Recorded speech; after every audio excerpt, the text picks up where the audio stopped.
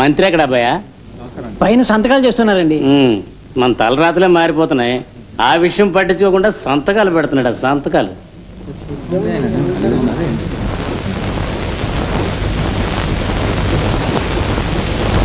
ఏమైంది? ప్రభాకర్ కొండపిల్లి పోతున్నాడంట. వాడు ఎక్కడ పోతే నాకేమయ్యా? వాడు అక్కడికి పోతే మన ఇద్దరు ఎక్కడ పోవాలో తెలియటం లేదు. అర్థమయ్యేలా చెప్పు. మీ అల్లుడు గారు కొండపిల్లి పోతున్నాడంట. వాడు కరాకండి మనిషిని మీకు తెలుసు కదా. వాడు వీరభద్రం విషయంలో తల దూర్చి మన రహస్యాలు కనిపెట్టేస్తే మన గతేం కావాలా? వెంటనే పై వాళ్ళతో చెప్పి ఓ దారి చూడండి.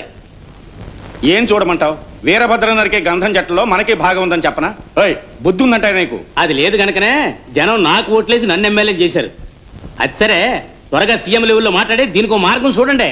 వాడక్కడికి వెళ్లకుండా ఉండేందుకు నా శాయశక్తులా ప్రయత్నించి చూశాను. ఇంతకు మించి మాట్లాడితే మన గోతిని మనమే తవ్వుకున్నట్టుగా మన విషయాలు బయటికి తెలియడానికి మనమే కారకులం అవుతాం. అదే మీ అల్లుడు గారితో చెప్పి. మా అల్లుడా? కూతురు చచ్చే 5 ఏళ్ళు అయిపోయింది. నాకు అల్లుడు ఎక్కడున్నాడయ్యా? మరైతే నన్నే చూసుకోమంటారా? చూసుకో, తర్వాత మీరు బాధపడకూడదు. బాధ లేదు, బాదంకాయ లేదు.